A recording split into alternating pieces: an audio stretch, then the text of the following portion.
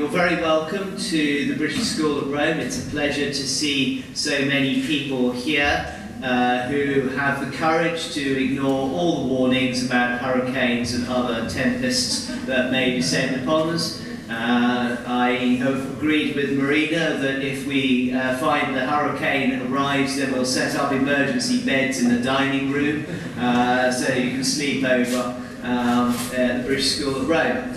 But maybe it won't happen. Monsoons never come in Italy and in other parts of the world. So this is the third event in our programme, Urban Landscapes Indian Case Studies. It's not for me but for others to introduce Studio Mumbai, who have brought to us this remarkable and fascinating exhibition. I simply wanted to say a few words, one of context. On Saturday, this past Saturday, the Lutyens Society, a group of admirers of the architecture of Sir Edwin Lutyens, came to the British School at Rome to see our Lutyens facade and our almost Lutyens building, and they were absolutely fascinated and delighted to see the Studio Mumbai exhibition here.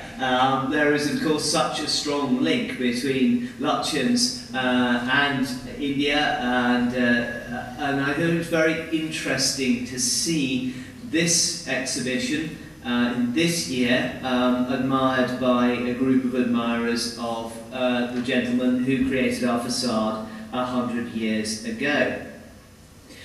It would be impossible for us to do the kinds of shows and exhibitions and programs that we do without the support of our friends, partners and sponsors, and I take great pleasure and pride in being able to thank the partners who have helped us so much, and Marina, who has curated this exhibition. So I would like to thank Maxi, Fotografie Festival Internazionale di Roma, the Architecture Association, London and Domus.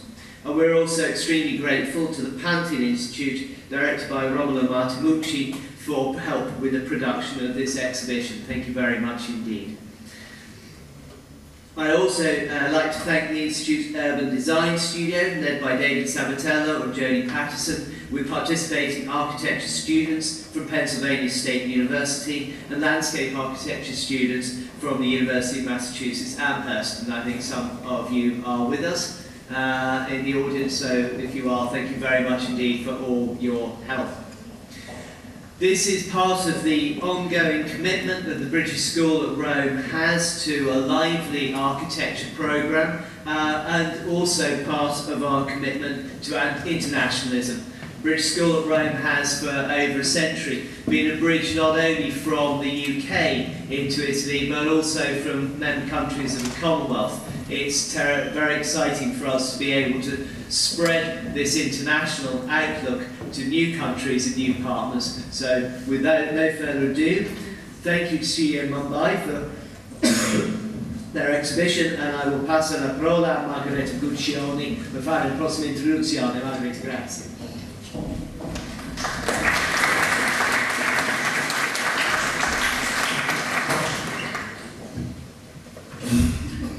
Buonasera a tutti, sono molto contenta di essere qui a introdurre questa lecture di B-Joy Jane, spero di averlo detto bene. È un'iniziativa che apprezziamo molto, a cui come Maxi Architettura abbiamo partecipato con molto piacere. Tra l'altro domani mattina ci sarà un workshop alle 9:30 al Maxi Base, e sono molto contenta anche per un altro motivo, perché mi sembra che questa serie di eventi curati da Marina Eng dalla British School si inseriscono poi in un clima romano particolarmente vivace per l'architettura. Proprio in questi giorni assistiamo all'apertura di 3 importanti mostre, una molto contemporanea, questa che ho appena visto e che mi sembra che colpisce, no? per la vitalità e per la differenza. Poi dirò anche il perché, no, dall'approccio che abbiamo noi occidentali all'architettura.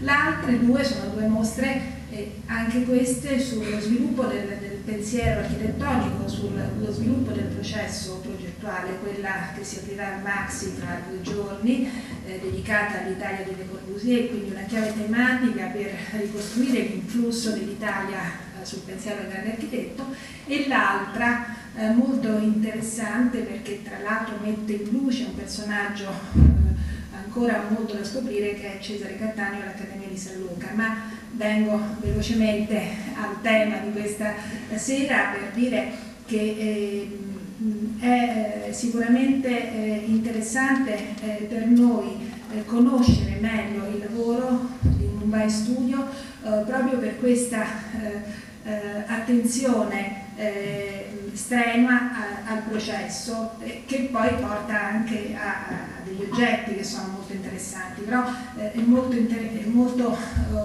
forte l'accento che viene messo su questo elemento processuale, che per noi è appunto un ribaltamento completo di quella che è stato il nostro approccio ai temi della cultura del progetto. Perlomeno da Brunelleschi in poi la cultura occidentale ha messo al centro il progetto, e questa processualità che poi del progetto passa alla realizzazione e poi dalla realizzazione ritorna al progetto è sicuramente un tema con cui non abbiamo finora fatto i conti.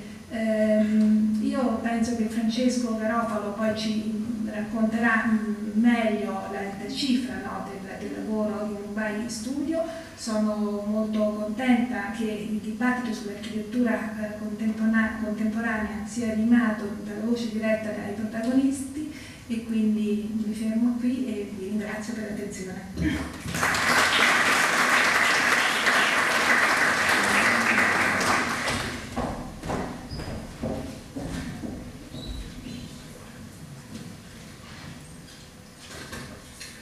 Buonasera, ringrazio anch'io il direttore e soprattutto Marina Engel che prosegue quest'opera, diciamo, di organizzazione e di cura degli eventi più interessanti che l'architettura propone a Roma.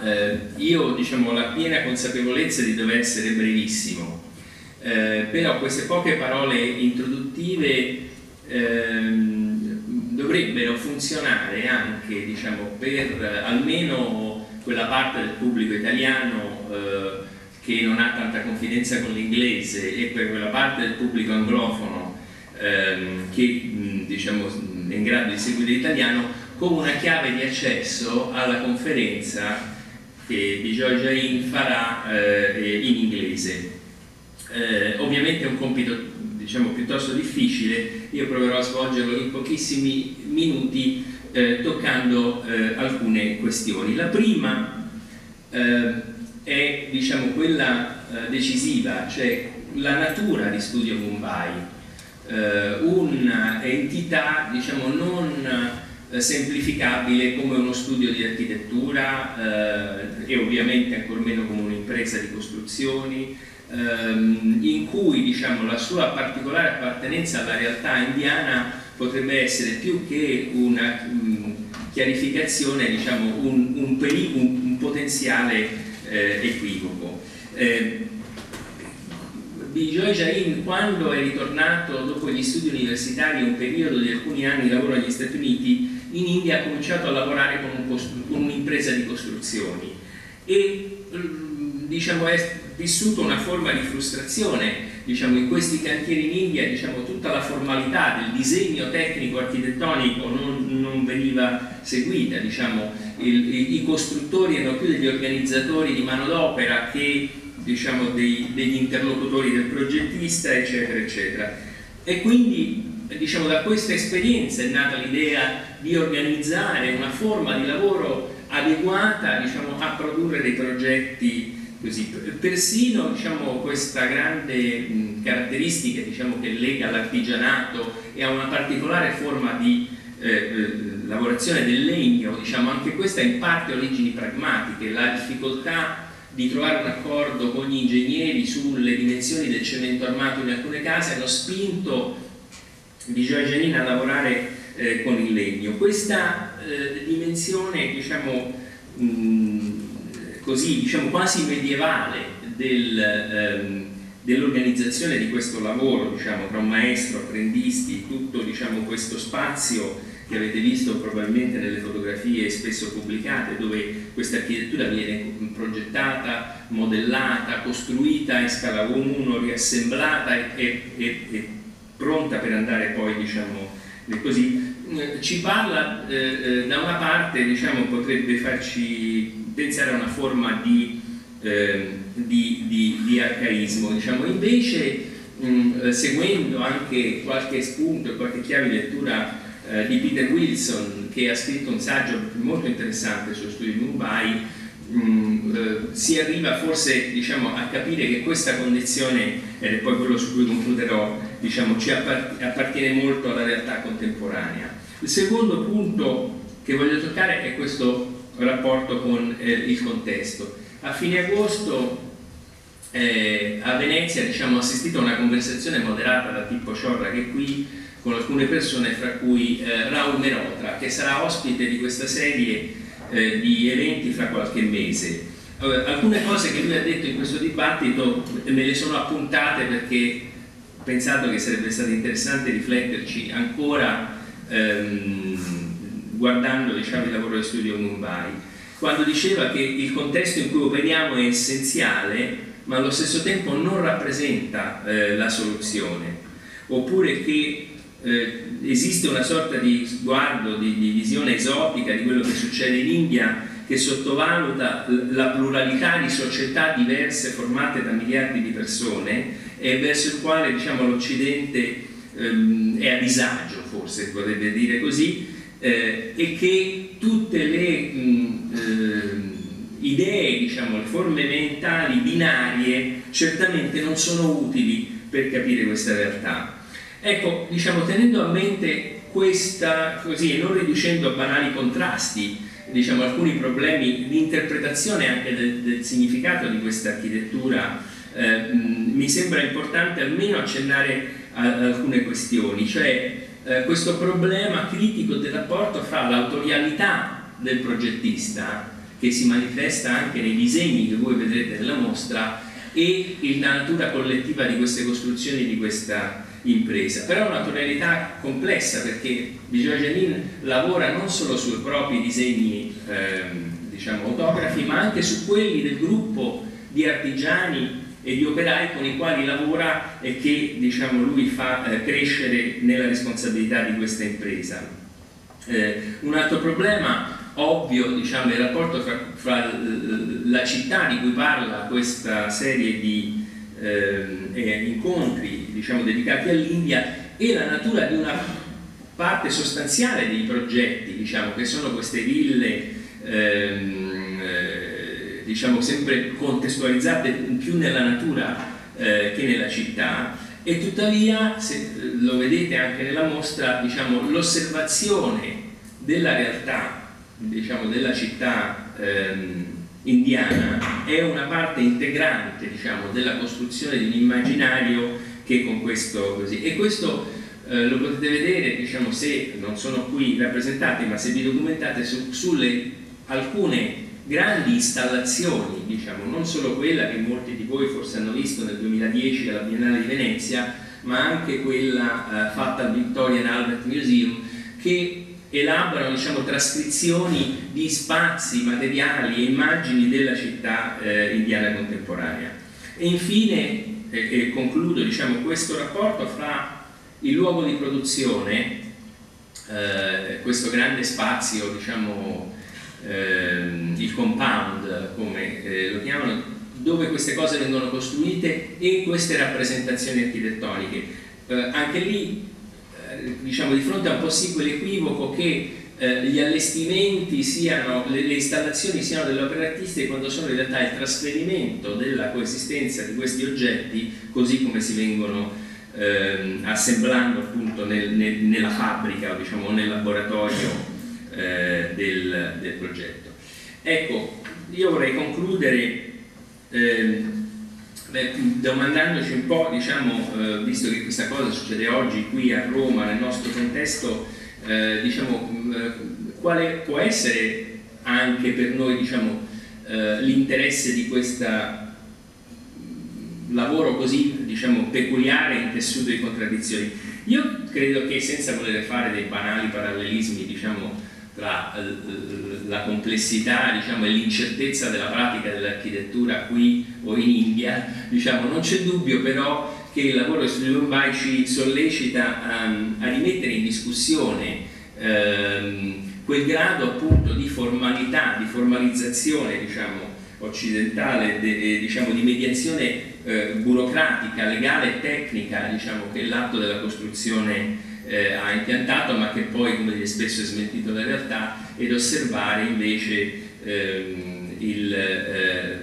altri, diciamo, modi di far funzionare quella complessa, diciamo, catena che va appunto dall'ideazione alla costruzione. Ecco, diciamo, mi scuso, diciamo, per la maniera vorticosa, anche neanche tutti gli appunti che avevo preparato, diciamo, sono riuscito a usare, ma sono sicuro che tutti voi siete qui, diciamo, soprattutto per sentire la presentazione di Bijoy Janin, che vorrei invitare e che vi invito ad accogliere con un applauso.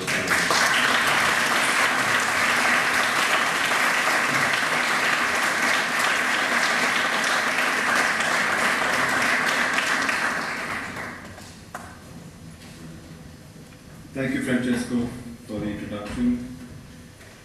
Thank the British Academy and the MAXI for this very generous invitation. And thank you all for being here for this lecture. What I'm going to take you through is the first sort of part of the presentation is more the atmosphere of the place that I work in. Is English okay? I mean, that's the only language I can, yeah? I can speak in Hindi. We have a choice. So, what I want to sort of take you through and just put things in perspective, we're a country of 1,400,000,000 people. And just for you to visualize, and more than 50%, and I'm being sort of not optimistic, but actually very pessimistic in this percentage, of the built landscape is built outside the framework of what we do as architects. It's all informally built. So there's this sort of large warehouse or this large tacit knowledge, I think, that inherently or intrinsically exists within the country. And so anyway, just again, this idea of, you know, very much a pagan culture in some ways, which still exists, you know, relationship, what I'm going to show you here is the relationship to water. More than 50% of the population goes to the source of water, as opposed to you open up the tap and water comes to you through a tap. So there's this idea of a ritual, idea of a ceremony, of a collection of water. So just a slide here, this is in Mumbai, that's a water tank, religious water, this is community water. Again, I'm just trying to introduce these very sort of intimate relationships, I think, that sort of are critical or are important to understand more the environment of where the potential of architecture is created, or that's the potential that exists.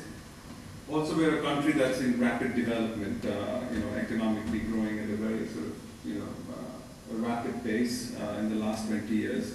A culture that's, you know, a few thousand years old. So there's this, I would say, more of a confluence rather than a contradiction, or the potential of this confluence of this economic juggernaut that is there, and a tradition, without being sort of nostalgic about tradition, but the potential of these two conditions, or these two cultures, and the possible potential of where they actually meet or where they overlap. And this is something that's of actually interest to us as a studio, and I think also as a condition or a situation, I think, globally, where you have, you know, I would say contemporary culture and a sort of very traditional culture that is both exist and both are very strong. And within that, there's a sort of greater complexity.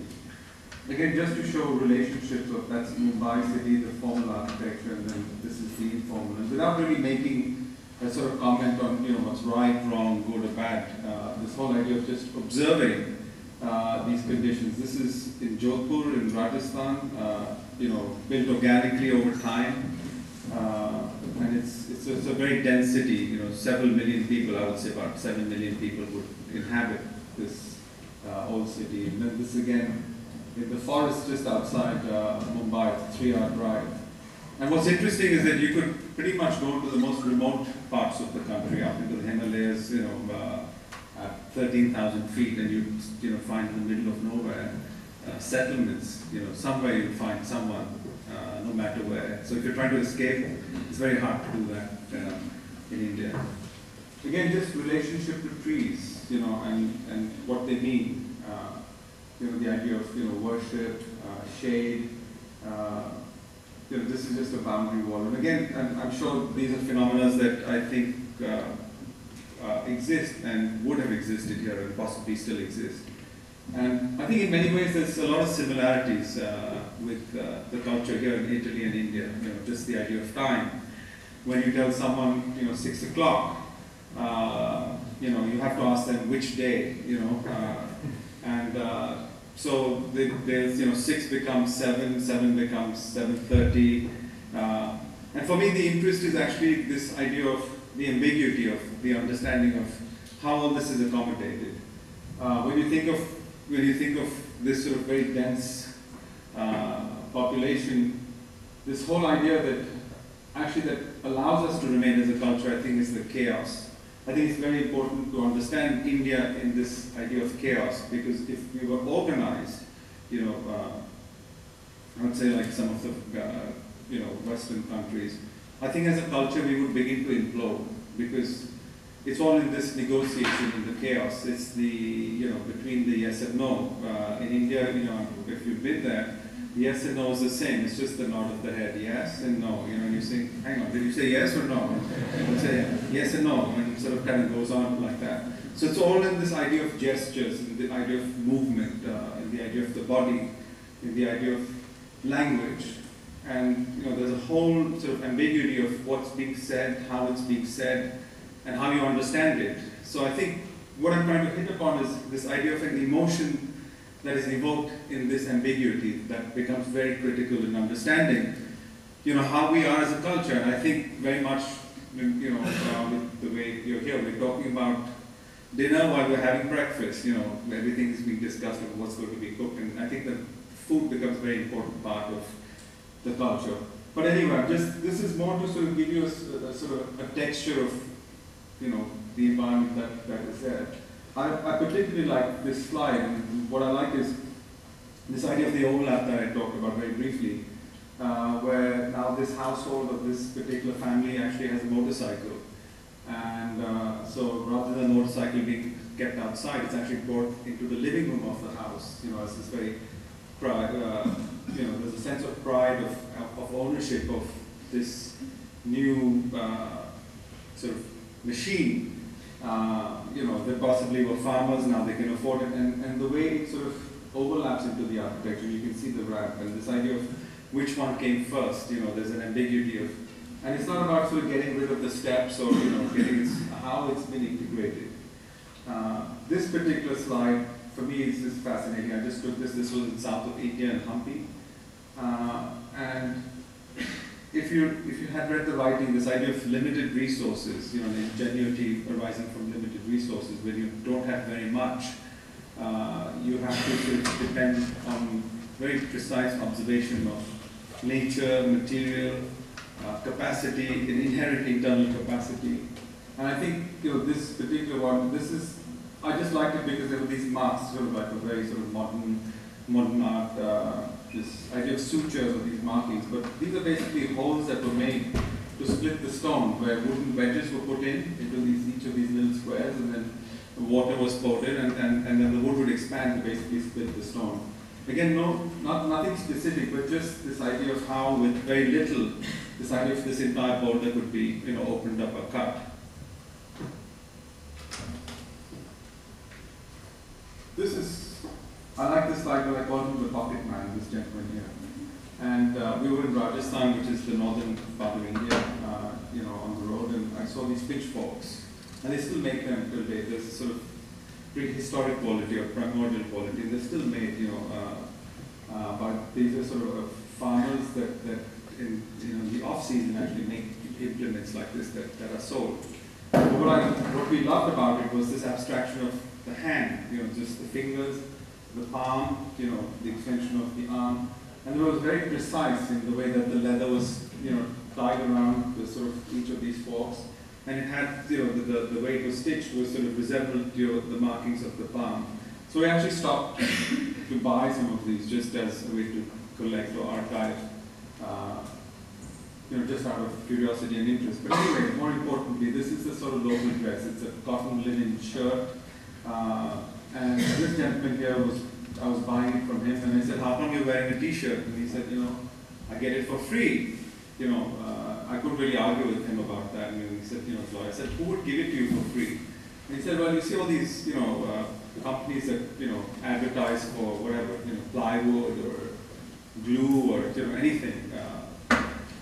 So they come and hand out these t-shirts. And it was logical. It was the climate makes, the t-shirt makes sense in this particular climate. And I said, how come the others aren't wearing it? And he sort of just smiles without really giving me an answer. And then I sort of exchanged money with him, and we talked a little bit, and the next thing I know is he sort of dips his hand into his t-shirt and sort of pulls out the money, and I say, wow, you know, I didn't really pay attention. And he said, you know, how did you do that? And he said, not very hard. I took it home, my wife cut the t-shirt, and put this beautiful satin lining. Yeah. I think for me what was fascinating was the ability to absorb this new culture, you know, without a prejudice or without, you know, a sort of pushing away. It's quite interesting. I mean, this Rossellini, the filmmaker, he spent a lot of time in India, and he was asked to describe India in one sentence or in one word, and that was all he had. And he said, you know, he thought about it, and he said, India's basically is a stomach. It's a giant stomach. And what's interesting in that is this idea of, you know, everything that is put forward, you know, gets digested. It has this ability to sort of absorb and embrace and digest. And I kind of like that explanation of, you know, this idea of a sort of giant stomach, where everything is consumed and, you know, mixed in, and it's quite a phenomenal sort of image. But that's what I like about this idea of, you know, without a sort of apprehension, this ability to absorb, to embrace a new culture, without, you know, and in a sense, actually take it and overlap it with their culture. So you can sort of see just that idea. And again, they need the pocket in the shirt because they don't have pockets in their sort of cloth. It's a cloth that's wrapped around and doesn't really have pockets. So he still maintains the culture. He's embraced this because of economic reasons. Not really economic reasons. It's why not? I can take this. Someone's giving it out to me. Why don't I take it? So anyway, I thought this was a sort of very interesting sort of phenomenon, something that interests us, you know, this idea of how do these two overlap. This particular slide I really like. This was a Swiss master mason in lime, in Kalk. I think you would call it lime. I don't know what would lime be in Italian. You know, like all the stucco bit. Marble, is that? Lime. Yes, lime. Okay, anyway. So this was a Swiss master mason, and he was in India and traveling, and came back and showed me this image, and he was sort of tearing his hair out, saying, can you guess what this is? And I said, I looked at him and I said, some kind of antenna. I tried, 10 minutes went by, and he finally gives me the answer. And so I said, okay, let me take this to the workshop. Again, I didn't sort of bring this up earlier, but the studio basically is more like a medieval atelier. I think something that you would have had here in Italy not too long ago. And that's really how we work. There's no distinction between a studio where the drawing is done and where the work is done. And that is interchangeable. We started with 7 people some time ago, about 16 years ago. Again, there was no manifesto, no specific agenda. It's organically grown, but mainly because I think when I came back after having studied abroad, you know, and going back to India, and the first few years I sort of practiced in the way that I was, you know, taught, where you make a full set of drawings and working drawings and you spend endless hours. And I would notice that I take them to side and no one would look at these drawings. It was just absolutely useless, you know. And what I found myself working with was directly with the people that would draw things on the wall or on a sheet of plywood. And oftentimes, the contractor or the person in between was really a manpower mover. He was, you know, they would actually move manpower, so masons and carpenters and whatever, electricians, stone masons. That's what they would do without really professional knowledge about how to build. It wasn't very successful. Contracts in India are completely useless. We spend the next 30 years, you know, trying to sort those out. So forget about contracts. It doesn't exist. So I thought at that time that, you know, why don't I just work directly with these guys? They're extremely, not only, they're professional builders. You know, they come from a lineage of 40 generations. In our studio, we have carpenters who come from that's what they say. They actually go further. I said, okay, let's take it easy. 40 is good for me. You know, we don't need to go. But it's just that it's intrinsic in their body. So anyway, Brutal, you know, brings this image. I take it to the studio. I showed my head carpenter, who's more than that. I think he's more like a shaman in his sensibility. Young man of 35 now. And I showed this to him, and he kind of looks at it, looks at it briefly, and he says, "ये तो झाड़ है पक्षी को बैठने के लिए," which translates into, "This is a tree for birds to sit on." I said, how the hell did he get that right? You know, in the first minute itself. So I said, okay, hang on, maybe this was we just got lucky here. So I take it to the next guy. And he kind of looks at it again, maybe fishing water, no, it's not quite right. And he says exactly the same thing. ये तो झाड़ है पक्षी को बैठने के लिए, which is the same. This is a tree for birds to sit on. I was, you know, spot on, and there I was trying to, you know, figure out what this is and how this is.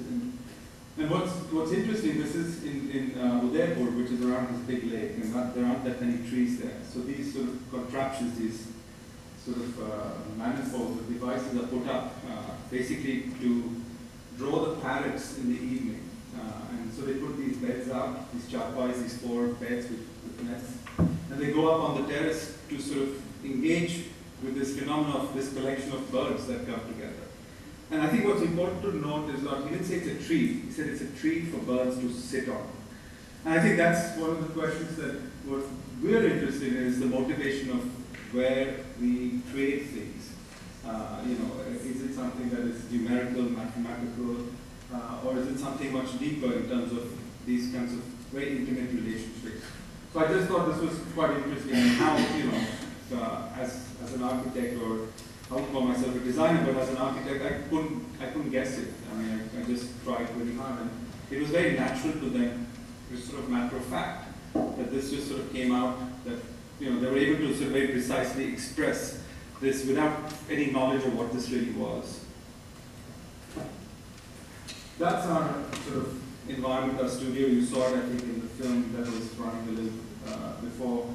And then I think there are some images outside. But we basically, it's a place, it's more like a research laboratory, I would say, where we test materials, you know, we make models. And again, a lot of the work happens between, you know, these gestures, language, a lot through storytelling, because that's the way that we can actually connect. You know, I can call myself an Indian. You know, the people that I work with are Indians, but there are many different cultures, I think, within the country itself. You know, I grew up I was born in the 60s, and sort of Jim Morrison and blue jeans and Adidas shoes, but also Indian classical music. While on the other hand, the people that I work with come from more rural areas, and they're sort of very particularly Indian in the sense that it has its own sort of cultural base.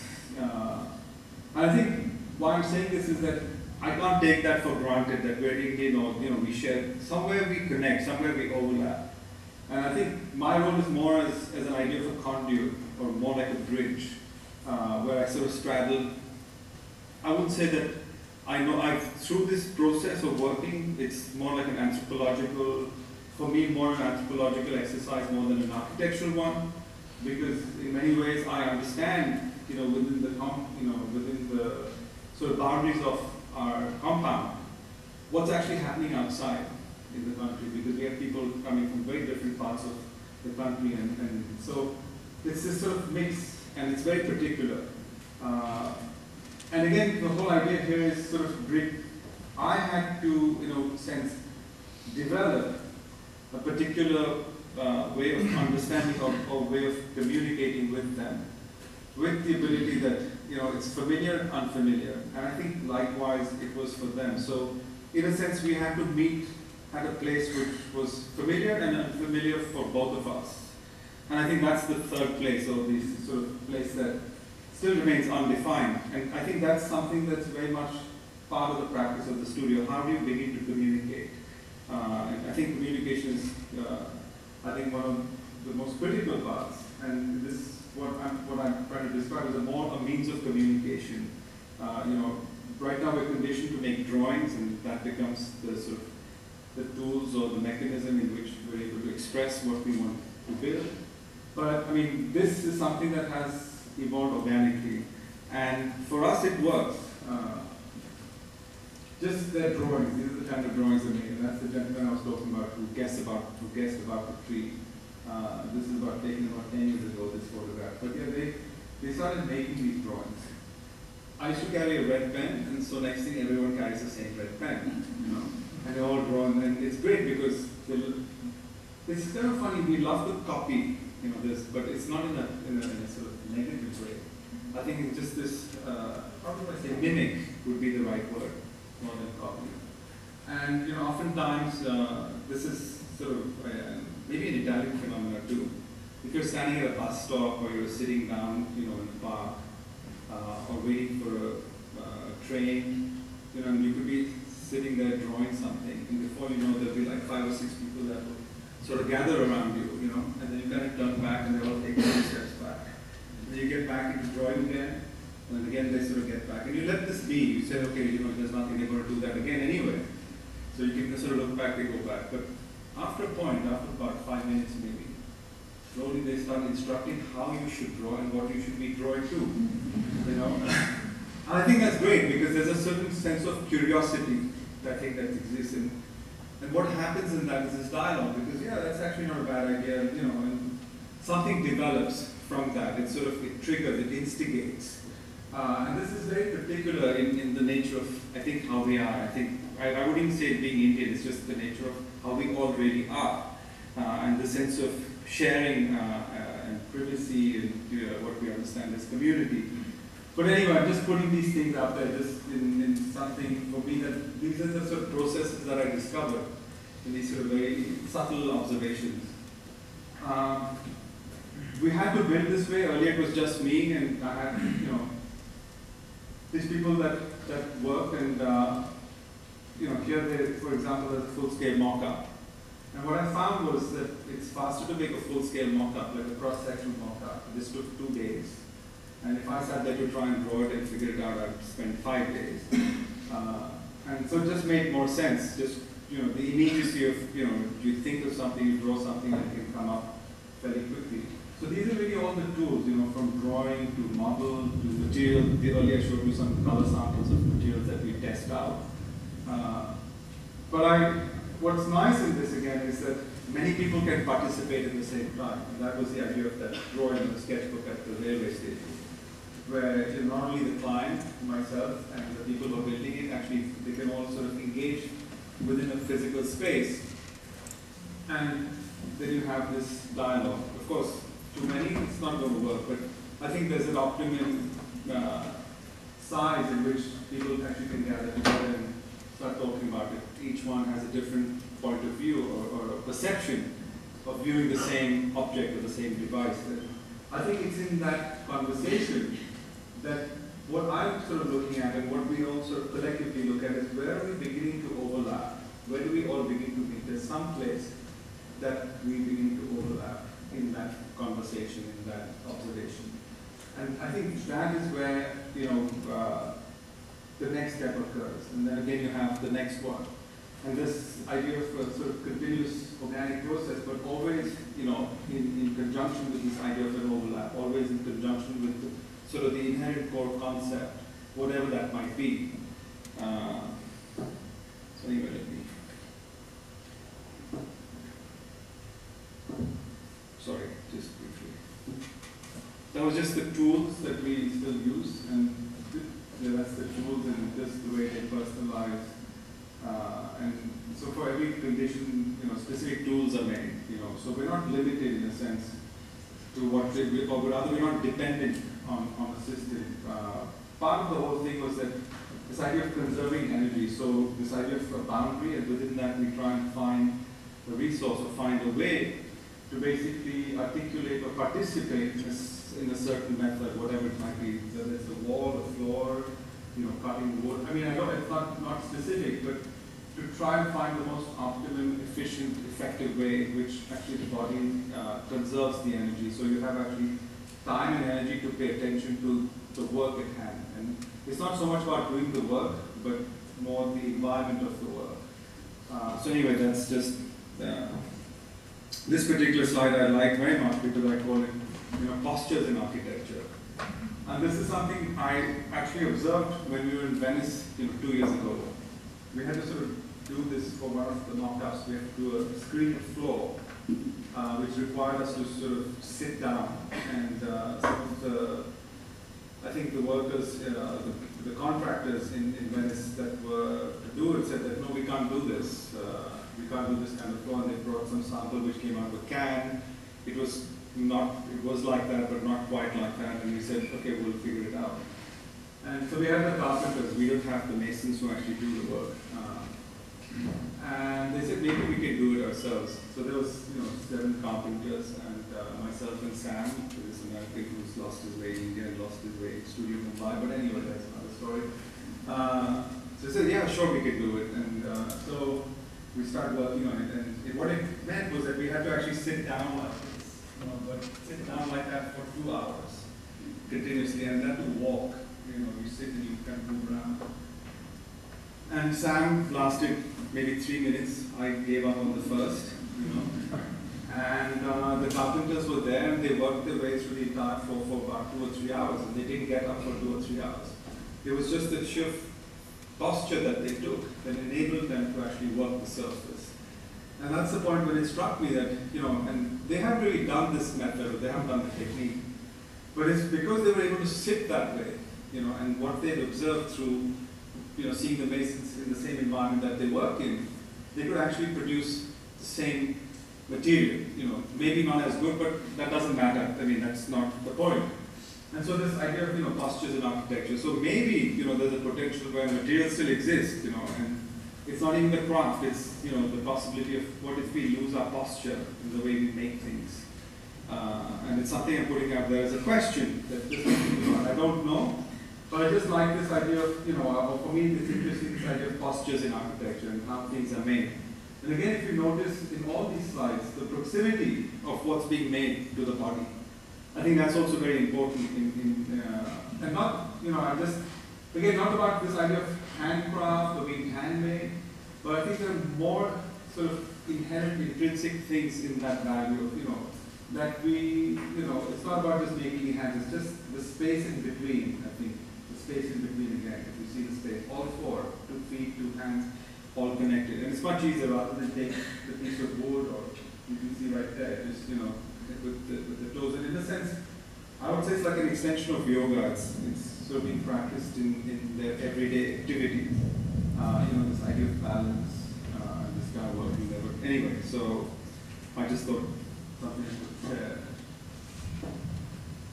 And so this is our studio. We don't have, you know, we make things, whether it's wax, wood, metal. And again, it's not so much that to make our own thing, it's just a lot easier. We don't have to depend on an external source, an external system. It's a lot easier for us to do this. We're about an hour and a half from Mumbai, but again, I think fundamentally, or I think most important to us is the ability of freedom of expression, you know. Independent of a system, independent of governance, if you want to sort of frame it that way. And I think that's really, our core motivation, that we have the ability within us to actually express exactly how we feel, what we think, how we want to speak, and what we create. And I think this practice actually comes really from that one specific place, the potential of what we inherently have in all of us. So I think, and then of course there are the other overlays that come in terms of efficiency, time, economics, and also materiality. But anyway, so this is just, all the different things that happen in the studio.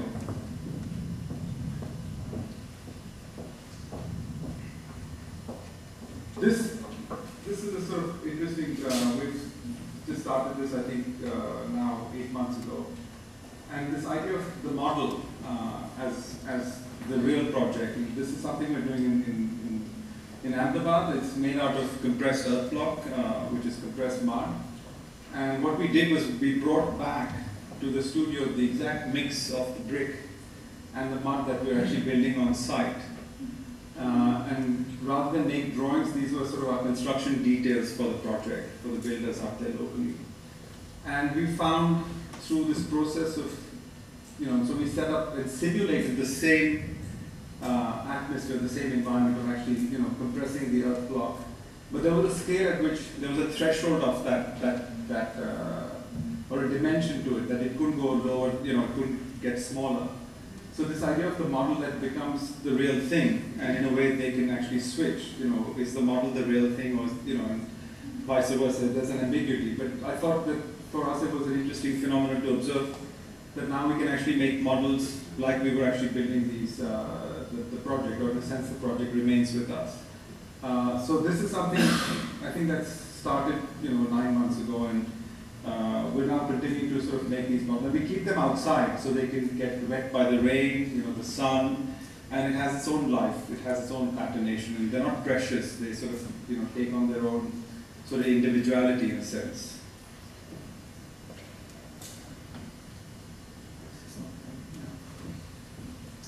This is just, some casting. We now have a small foundry, and we're documenting things, that we find along the urban landscape. They was talking about, this 50% that is, built outside formal architecture. But anyway, so this is, carpenters working with wax. And again, what I'm trying to show here is just the diversity, or the ability to sort of move through materials. It's not specific, because I'm a carpenter, I only work with wood. It's what is inherently in being a carpenter, I think, and how that can move to other materials, I think, which is even more important. And just the ability to slide on that, on this sort of diversity of different materials. Just a small local foundry, but just so rudimentary, and I can show you what is produced from that.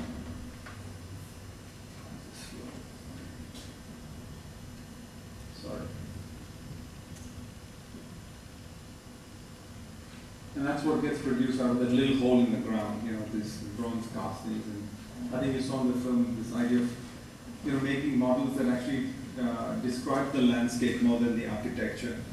And so this was done for a show in Japan, and we've never made models that sort of describe the landscape. And so the idea was that the landscape is, no different from jewelry in a sense, the way jewelry is made. So the buildings sort of take a sort of more back seat, and it's more describing how this landscape within which this architecture actually sits in. So again, the idea was to sort of capture the phenomena of the landscape more than the building itself, to sort of evoke a memory or evoke an emotion that one would feel without actually having to go to the building. And again, this idea that these models are their buildings themselves, that's one thing, the real thing. This is also its own independent, autonomous, real thing. So this is a project which is called Palmyra House. It was done for a writer, and that was the site. It was this landscape, which was a colonnade of trees and this incredible roof really formed by this palm trees. And you can see here, basically, this is a full-scale mock-up that we're doing. Again, the idea of survey. What does survey mean for us? And it's this idea of an action of continuously going back to site, where you develop a relationship, very inherent intrinsic relationship. It's when you meet someone for the first time, it's not necessarily that you get to know them. You know everything about them the first time. So if you treat just a friend as a site, and the idea of many meetings that uncovers, or you build up a relationship. And so that's the idea of a survey of position, of posture, of gesture. And so this is just sort of showing you that the atmosphere of this particular site. And here is where you can see sort of the lines are drawn in, which begin to register. So the moment you make these drawings, suddenly what might seem chaotic or not have a sort of sense of organization, actually it begins to emanate, or you sort of draw it out where there's a certain sense of proportion, a certain dimension that comes out from the observation of making these drawings. That's our working drawing, if you want to call it. And the carpenters and the people who actually worked on the site used 2 of these models, with these marks, tapes, and they would measure them. And again, what I like is this idea of where does the dimension resonate? Does it have to be just, for the lack of a better, 100 millimeters or 1 meter, or sort of say 50 centimeters? Can it be 50 centimeters, 0.3? And is it okay if it's 49 centimeters, 0.8? Does it matter? So at what, this idea of a dimension that has a resonance to it, there's a space for it to move. And I think we discovered this in the process of making these things. This was just purely a very easy, efficient way to communicate. And these observations came from that because, oftentimes they would think, okay, but the model is this, and then the real thing is this. And so how do we make that decision? And somewhere there's a sort of intrinsic knowledge through the practice of making these models, making the samples, making the mock-ups. So some of these projects actually don't have drawings. It's just a sort of very basic plan or the model that you saw, and from which then the entire project is built. We often go back to the projects to draw them. Of course, these are much smaller projects. But when I think about, Rome for that matter, or, Jaisalmer, there aren't really that many drawings of the city, the old city. These things were made. How did they get made? So it's just something that, yes, we can argue that these are smaller projects and you can't do it for bigger projects. I think it's just the collective resource and the collective sharing that can potentially come together. It's just multiplying that idea to a bigger scale. So the potential exists. It's a question of, are we all in it together with that idea? So I think that's for us, that's important, and that's something that we're exploring right now at a bigger scale. Again, things are being tested, joints, discussed, finding their own strength, and again, yeah, you can see. So this is all that practice. This is the whole idea of making these things again and again and again. So when they go to site and they're actually building, they just know it. They just know it inherently in them. But also what's important is that this idea of making things that are not instructive. It's not an instruction. And that's part of, I think, maybe an Indian condition also. It's because architecture or architects were created more, I think, in the early 1900s. Before that, we didn't have a profession called architecture in India. It was master builders.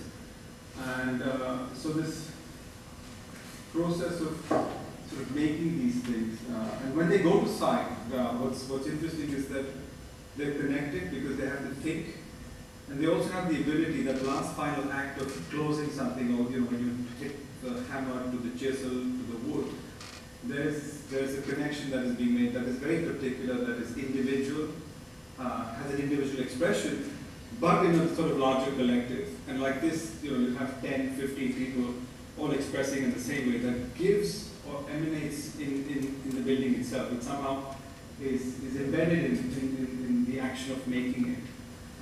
So again, not something that was intentional, it's something that we discovered, and it sort of works for us, and so that's why we've been continuing to build this way. Again, more mock-ups of the same thing. And again, for me what's interesting is the dimension of this particular house came from basically from a sheet of plywood, which was 1200 millimeters by 2.4 meters or 2,400 millimeters, and it's produced, it's machine produced, and 3 of them put together makes 3.6 meters. So we found a sort of mechanized dimension that mitigated the dimension between the trees. It was an optimal dimension, it was mass produced, and we found that the dimension between the trees, if I'm correct, was 4.8 meters. So this particular machine-made material had the ability to sit within the space, and that's really how we generated the proportion of the building. And of course, then the other things were not necessarily machined, but were found locally, and how they both basically came back and came together to overlap in this, making this sort of structure a body. Again, sort of illogical decision of this idea going to the site the first time. I just imagined, for me, it was more this idea of these glowing lanterns, if I want to call it. And I kind of made this gesture like this, I sort of, maybe these two things like this. Didn't quite know what that was. And it was sort of shared that, we got that, carpenter there, Sam is there, somebody else is there. And they said, so what do you think? And it was like that, So yes and no, sort of thing. And I like that because it allows the time for something to brew, something to emerge out in this, between this yes and no. I'm not quite sure, but yes, maybe it is. And you begin to share that. You begin to share this particular quality of emotion where I think somewhere, we all have it inherently in us. And so sort of conversation grows from that. But anyway, for me it was fascinating because I wouldn't be able to do this on my own. I can't say that I can claim complete authorship for this. Yes, I must have been the initial trigger for the project, but I can't say that this is how I would have produced it.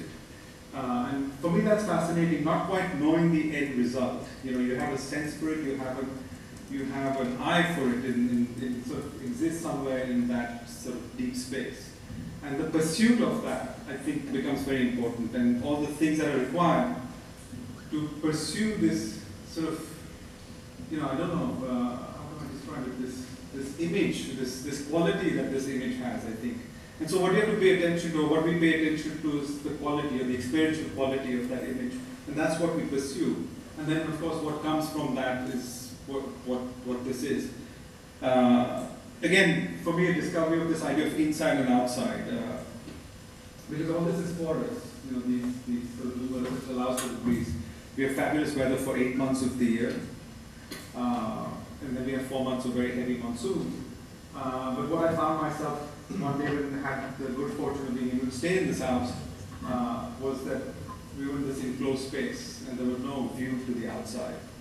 But the quality of the air or the ambient temperature, the atmospheric temperature of the air outside was identical or experientially exactly the same inside. And so the idea of, you could be inside but yet sense that you're outside. So it's not this idea about just the eyes, but more the sensation of the body that can give you this experience of what we're calling, inside or outside or inside, however you want to put it. And so the idea of the potential architecture not just relying on the visual sense, but all the other senses that we potentially have. And sometimes when you take away the visual, all the other senses come alive. So this was, for me, something as an experience that I hadn't anticipated. Again, the building gets its placement because of, you can see the gaps, and sort of finding these gaps.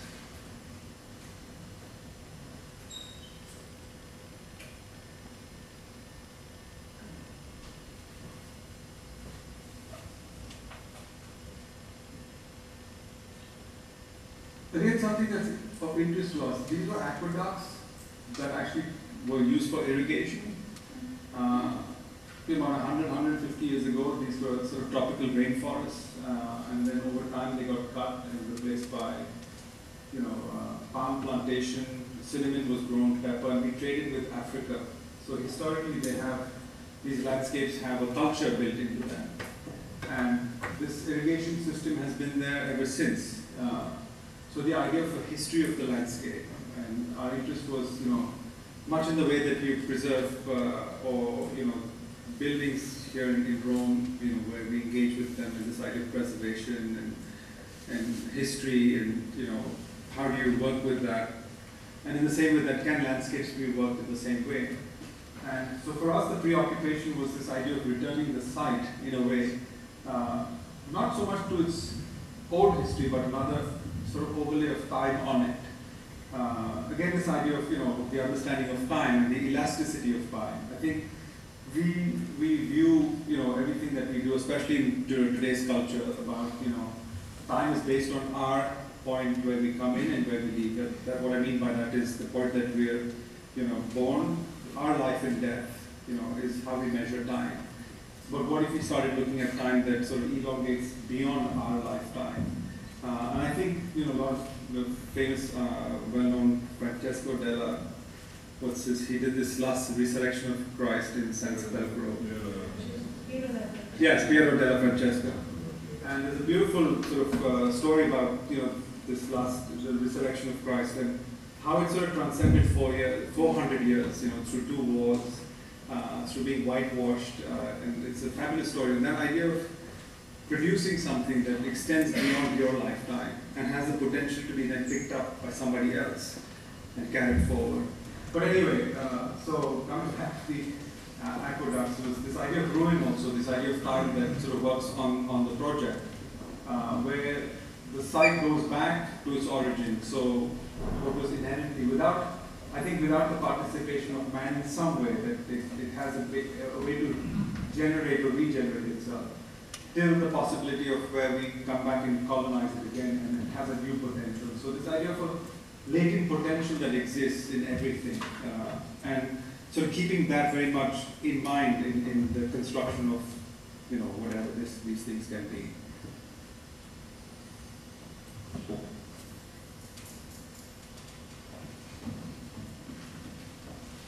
And that was that idea of the lantern, and the plaster was inspired by the moss or the lichen that grows on the trees, that sort of green plaster. Anyway, the next project is this project up in the mountains. This is in the Himalayas, about 8,500 feet, which would be about 2,400 meters, something like that. But Nepal is on the other side, and this is a plateau, and the closest sort of road is about a 2-hour walk. So everything has to be carried to the site, and there's sort of very narrow pathways. And this is a lodge. This is basically for people that trek up into the Himalayas. This was for the same client, with the wooden house, and he wanted to put these tents. He had sort of this romantic idea of just reference. So inherently there's a tradition of building, like weaving or food. There's a culture inherently in what we do. And so the idea was to use that potential. This is ladies in the slide that we were talking about earlier. But they're primarily farmers, and during the sort of off-season, they actually turn into builders, or they actually build each other's homes. They come together collectively. And so we actually went to this place 4 times, and we registered and documented their own building. And I think the easiest way for us was to actually, build in the way that they knew. This way we don't really have to make. It's sort of you sort of reduce the resistance, so to speak. And again, there was no, mobile phones didn't work up there. It meant sending someone up there to site. And so what it was more a series of, not even instructions, more a series of gestures that was collectively agreed upon, collectively shared, and from which then we actually started making the building. And we spent 4 days on site actually drawing it out at full scale, and we all participated in agreement or disagreement. You can see the frown on their face, saying bad idea. But again, it's at first the resistance. We have something in this sort of part that is unfamiliar, so they look at the unfamiliar part. So you take that unfamiliar part away and you sort of show them what they're familiar with, and then they connect. Yes, we get it, and that same nod of the head, yes, no. Begins. And it's quite interesting. One anecdote that I want, oftentimes you'll ask a question and you get an answer immediately, like, blah, something. And you come back 3 days later and you ask the same question again. And suddenly you get the answer, or you get the answer that, why did you ask me this question earlier? And you sort of look at it and say that, I just said this 3 days ago. And what's important in that is that it's the way the question is asked. If you ask it in a particular way, that's the kind of answer response you get. So it's in this nuanced, I think language, becomes very important. The body, the language of the body, the language of sound, and language itself. And it's very nuanced. At least I think for us, and I'm quite sure for you, I think Italians are have a lot of gesture, yes. And I think it's very important. I think a lot of things are said or left out in that. And you can see, so part of the building came from our studio, from our workshop. This was wood that was recycled from this region. And you can see the pathways, and this is actually glass being carried. So the dimensions actually came about from what they could carry on these pathways, and what was, whether it was a mule, these were sort of what they call, I'm not sure it was, I don't know, I've forgotten the name, but that's not important. Just what these people were able to carry on these parts. So the whole proportion of the building came from this connection. And you can see that's the sort of plateau, and then these were the four structures, and this idea of the stone wall. And we always imagined it as something that we found, that existed, that was abandoned, potentially abandoned, or there was a community, and this idea of a piggyback that took opportunity of this condition. So this is a very lightweight wooden structure, which is not very much in the way that they build, but culturally it makes sense because a lot of people who go to this particular place would stay there for 4 or 5 days. The local people actually spend most of the time outdoors during the day, so they want to go back to a sort of more protected enclosure. While on the other hand, here this is something that's more passive. You kind of lie down, you're in your room, you're looking outside, and of course, so this idea of the overlap of the culture became important, of how these buildings were relevant for the people who occupied them.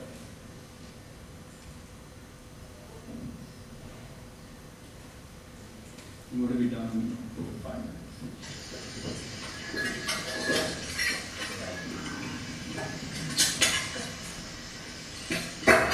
Again, the proximity of materials. You can see it's being harvested right there in the houses and built.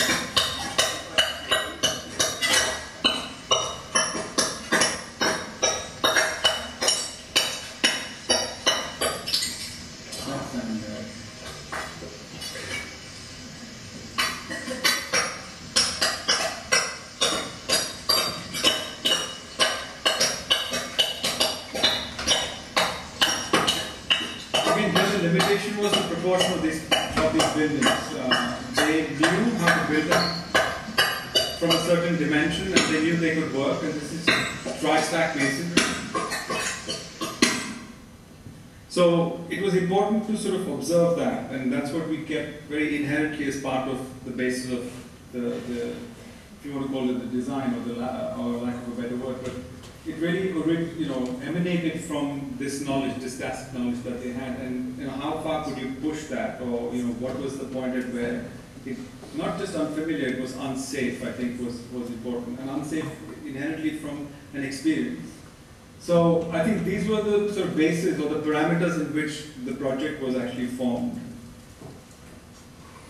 And so it was fabulous because they did this work. It was these 4 lines were drawn. They knew exactly how deep to build the foundation, how wide it should be. And we would visit the site once in 2 months. And this actually was the fastest project that we did. It was done, I think, in 8 months. Quite a large distance. We separated by quite a large distance. And it was in knowing that, having the confidence and the faith in in this particular relationship, that enabled this project to be conceived.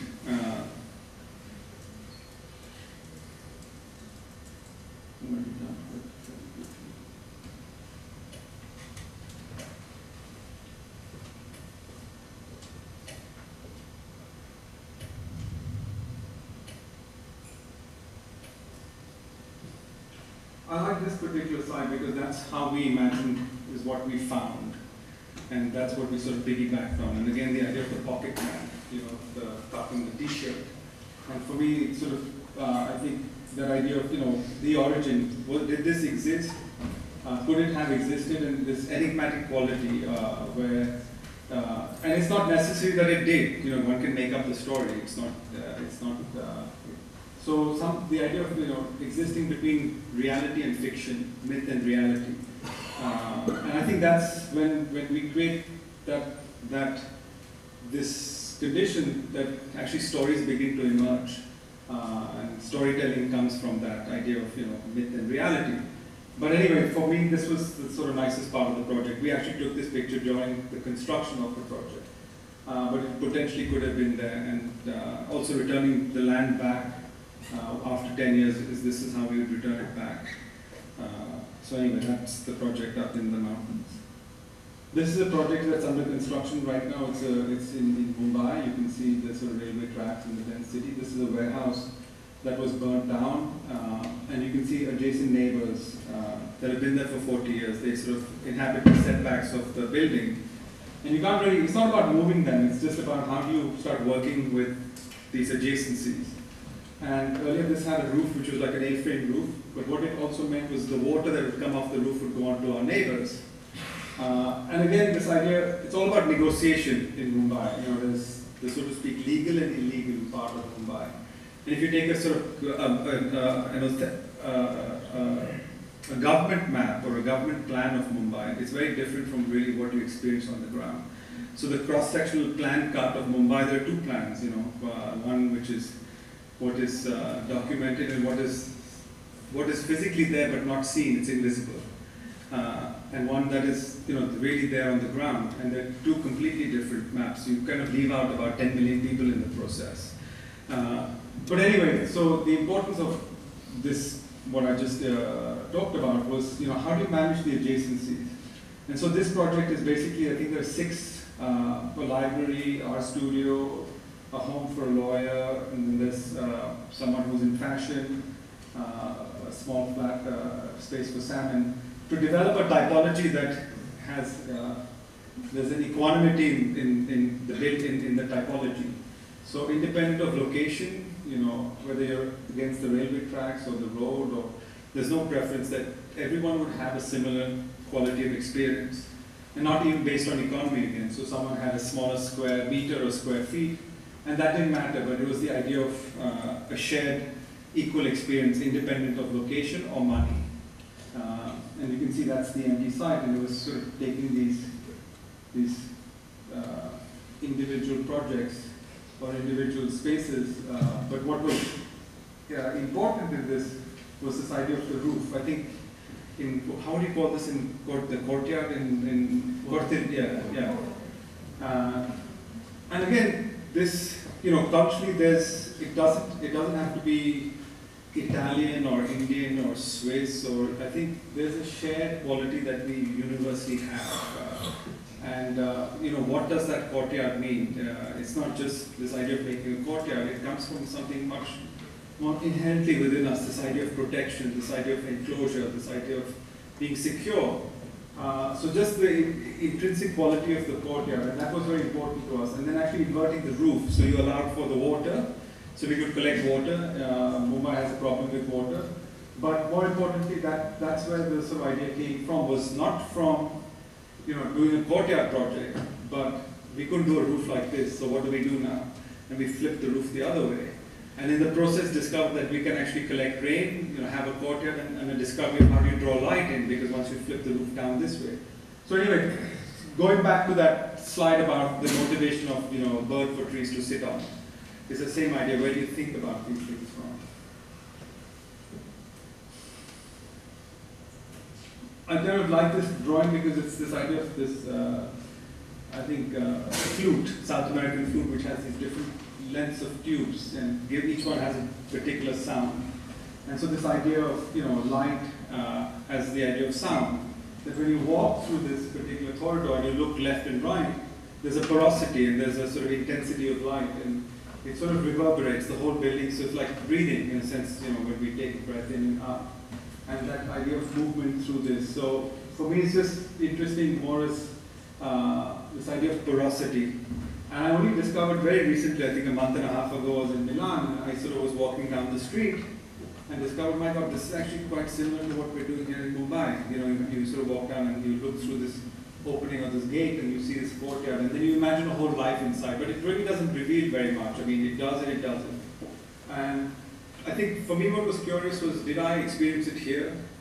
Does it exist in India? I don't know. The answer is not important, but it just raised the question that, familiarity, how do these things overlap?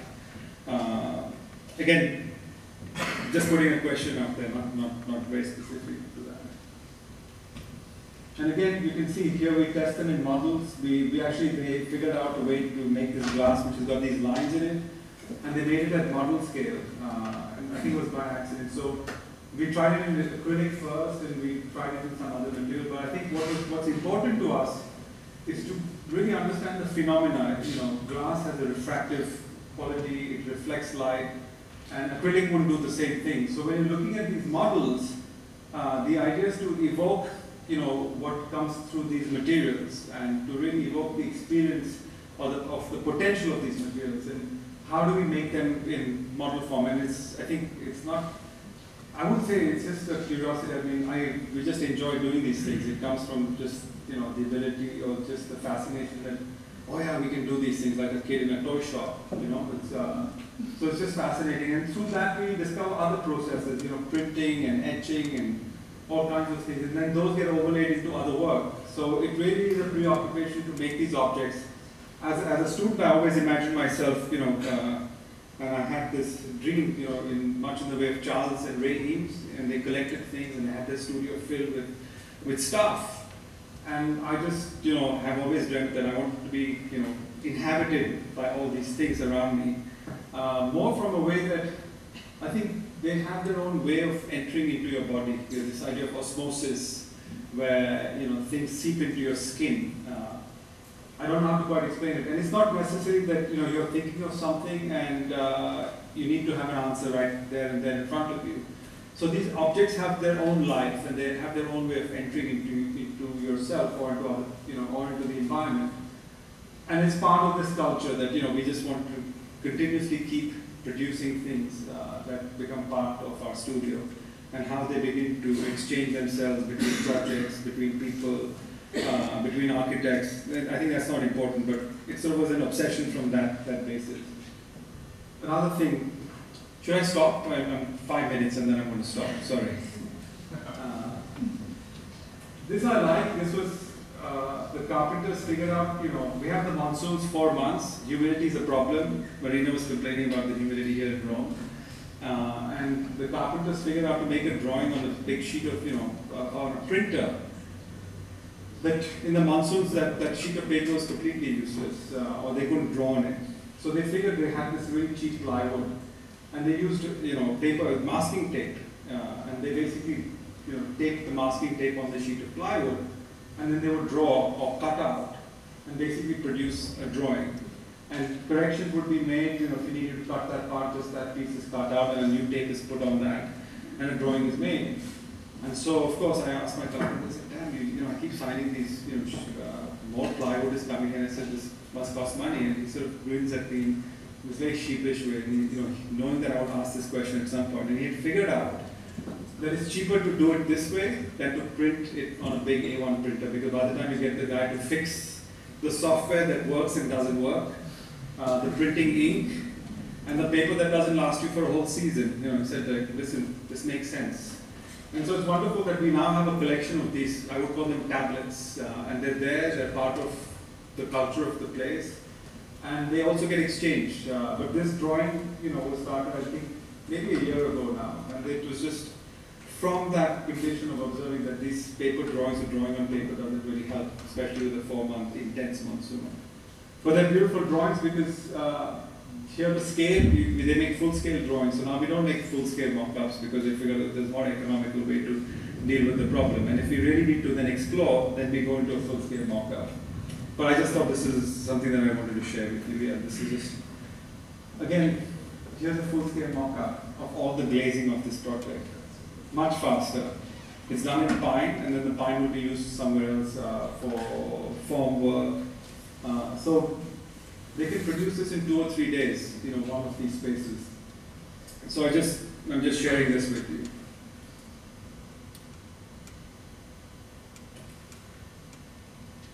Yeah, that's the project. It's a sort of Photoshop image, something that we're not very good at, but anyway.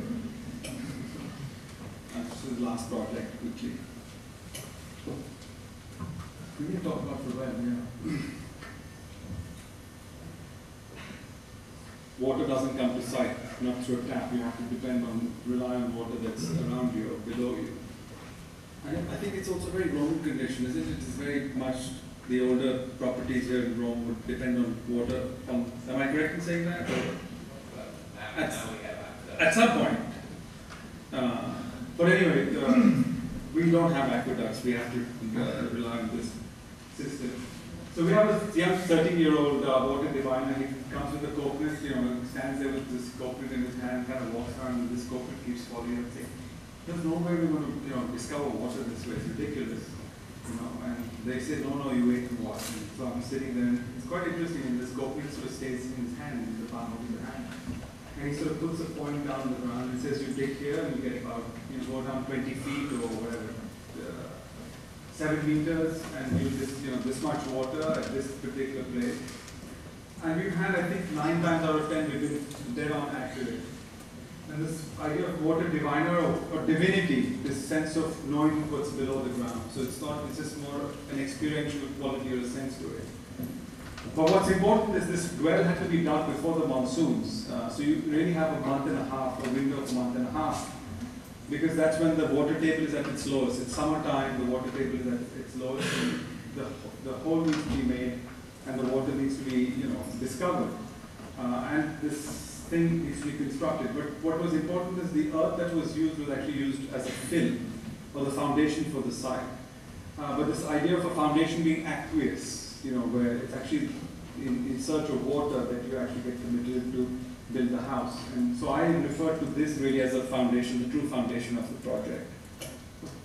And you can see that's the relationship. So the well is somewhere inside those trees, and it was all moved by hand, very simply by carts and brought here. And what's nice is that you actually use the monsoons to compact the soil. So you have 4 months, and the soil is compacted. You don't have to do any of the work. It's placed there. So you get the water and you get the foundation both. And that becomes the sort of origin to make the project. Again, it was made in a clearing of mango. It's a mango orchard, so we sort of had to build in the rice plantation that was there, which is not anymore a rice plantation. But the idea of the memory of the rice plantation, and I'll come to that. It was important to sort of raise the site because it floods in the monsoon. So it was sort of lifted off about 600 or 700 millimeters off the existing level, because there was a recording on a sort of small structure in the monsoon a few monsoons ago where we had a very high tide, and it sort of peeled out the paint. So we used that as a marking to establish this new level. And again, just what we harvest looking at locally, what people are familiar with. And I keep going back to this idea of what people are familiar with, because I think the people who are building it, in some way they still remain connected. There's a familiarity, this idea of osmosis, driving through.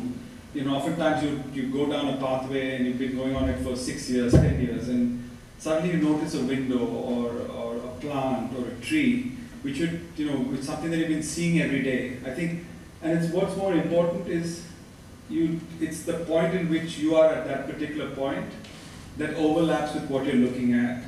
And I think that's what really becomes important. So the earlier slide that I showed sort of talks about this idea of an overlap, of familiarity, of a memory, and that whole idea of osmosis. But anyway, line drawing, full scale, done on site.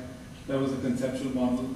And here really the core of the project is this idea of releasing the anxiety of the ground, because it's in the monsoon, it really floods, and so hence the courtyard, which basically releases the pressure of the water coming from underneath. And in a sense, the house becomes boat-like, or but has a hole in it. But anyway, this is all the stuff that we did to practicing before we actually went to site. And you can see the quality of drawings that are now, very sophisticated. And these are the working drawings. So they have several sketchbooks. I think some are outside on the table. But this is what we used to build. And if you notice that sometimes, or oftentimes, there are no dimensions. They don't put dimensions on it.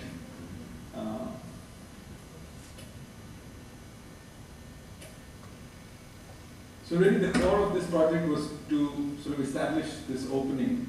And what I talked about was this anxiety of the ground where it would release the pressure. So it's cutting a slab with a hole in it. So water had to push on it, the house would really pop out. And also in a sense making an enclosure for the inhabitants of the house, because in the monsoon, you can actually hear the landscape, you can hear the branches of the trees sort of come at you, sort of like in a movie where, you know, Michael Jackson sort of coming out like a, and that's the kind of noise that the trees make. And it can be quite intimidating. I mean, as spectacular and as beautiful the landscape might be in the monsoon, it has its own sort of power to it and its own sort of, you know, intensity. So the idea was to sort of create an internal space that could actually harvest the monsoon, or, you know, you could enjoy the rain, but also be in a very protected environment, sort of keeping the landscape at bay. So you take advantage, but you also protect.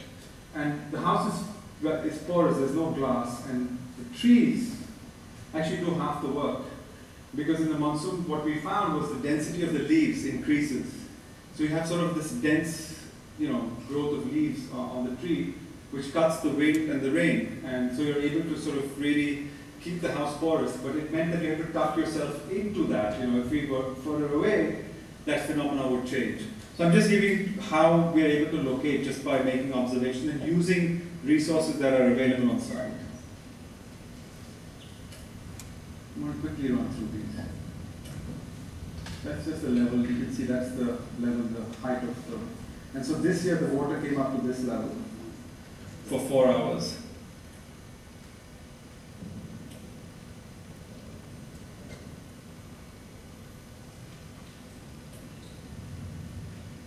I like to imagine this as also as a boat, you know, especially when it floods, that you're sort of suspended in the boat and you're looking down at the water. And there's a point in time when you can escape or jump off the boat. But again, this particular slide I like because this idea of sweeping the ground and this idea of being familiar with the ground, where actually the landscape or the ground can be quite intense because, you know, it's tropical, you know, snakes, scorpions. Not that they do exist right now, not that they're there in vast numbers, but it's just inherently part of our DNA. And this idea of, you know, the action of sweeping not only just comes in keeping a place clean, but in becoming familiar with the ground, that action of doing it again and again, makes you familiar with your landscape. You know, the Aborigines do a similar thing where they sort of would, in a certain, their territory or their space, they would basically inscribe that domain by smoothing the sand. So any spider or any snake that crossed that would register on that sort of smoothened sand. And it's much in the same sensibility, I think, this idea of sweeping the floor.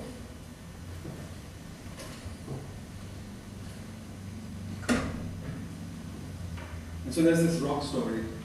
And so this courtyard was done, the house was completed, and I'm walking every, you know, when I go to visit the site and the client was there, I'd walk in and I had this sort of frown on my face, and so she was talking to me and I said, you know, something needs to come here, something large. I'm done, 2 minutes. And I said, maybe a rock. And she said, well, my mother's sort of excavating a rock, doing some work in the south of India. Should I ask her to send these stones? I said, sure, let's do that. And, you know, a month and a half later, these stones show up, and in full panic, she called me, these are not stones, these are more like boulders. You know, what do we do? Anyway, I'm going to run through these, and I'm done. This is quickly the landscape behind of that.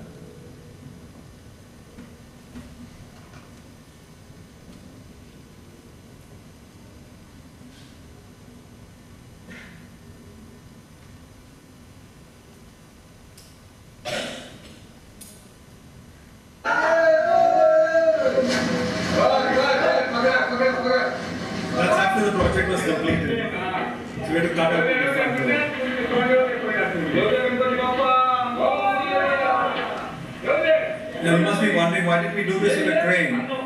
Bad idea. In India, if everyone says, you know, yes, let's do it with a crane, and everyone says yes, no, forget it. So we had to sort of, I think, best thing, gather, you know, 400 million people, get them together, and there were 60 of them.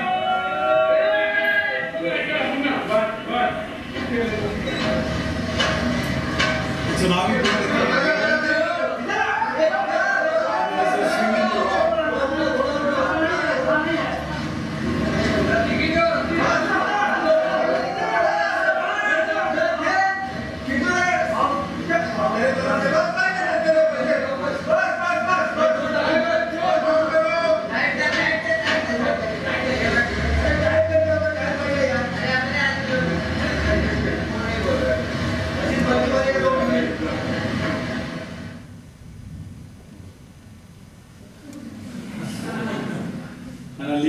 slide, which I like, my favorite film.